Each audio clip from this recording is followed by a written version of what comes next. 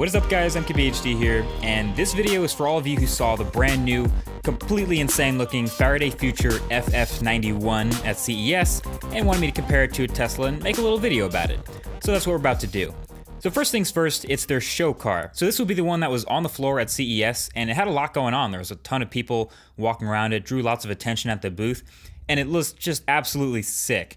The thing isn't eye-full, whether you're a fan of the looks or not. It's definitely eye-catching, but so the taillights go all the way around the back hatch, and the headlights go all the way around the front, and it's just really modern looking. This silhouette kind of seems like a stretched out Tesla Model X. Like if you stretch one sideways and added a bunch of new features to it, that's kind of what it reminded me of. Still all electric, still with the battery pack in the bottom, still with the motors between the wheels, but there's a ridiculous amount of new sensors and displays and just things that they've added to it to be different. Like there's a radar LiDAR blaster that comes up from the front trunk, which I guess would make the trunk a little smaller there.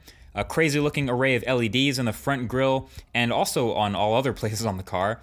Cameras instead of rear view mirrors, and even wireless charging with some LED indicators in the ground. Just crazy futuristic stuff for an electric car. But this is all just a show car. As much as you want to talk about it and claim it's your product, it's CES. This isn't a working car. And a lot of people love to point that out. But Faraday Future did bring some working prototypes of the FF1 to CES this year. A Beta Car 1 for the self-driving and self-parking demo, and a Beta Car 2 for a little performance and driving demonstrations. And this is where a lot of the comparisons to Tesla came into my mind when I went through these. It's obvious there's a lot of Tesla in the car's DNA.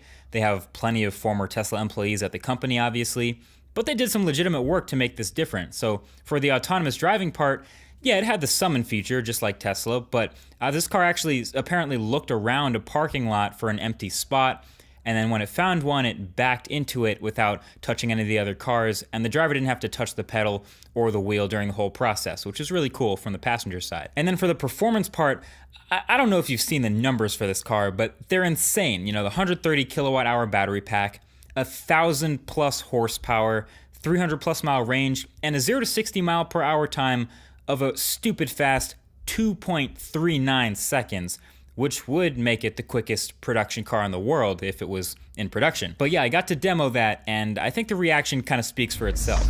All right, so I can pretty much guarantee it's the fastest car you've ever been in. Yeah.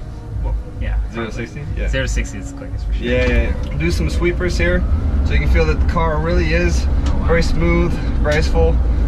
Feels really nice and fluid.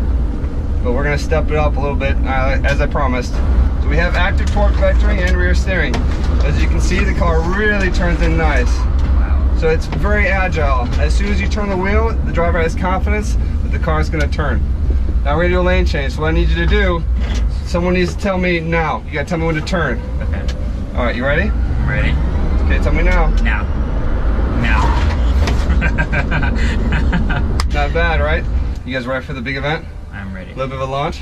All right, Yeah. hold on. Seat heads all the way against the seat rest. You guys ready to go? Mm-hmm.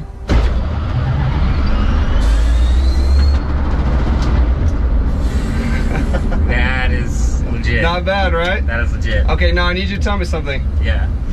Faster than your Model S P100D? Cannot confirm, but probably. Yeah, there we go, there we go.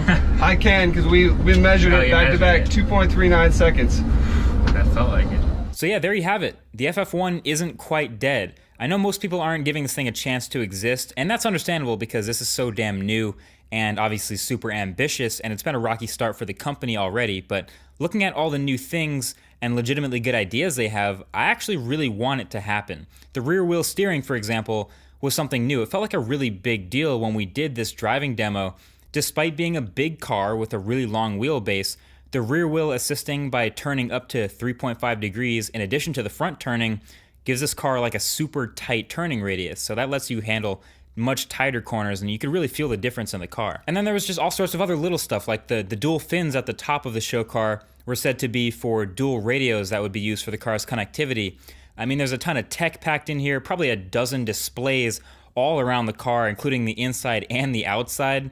The rear view mirror cameras are apparently supposed to be removable and then can be replaced with standard mirrors if you want, or vice versa.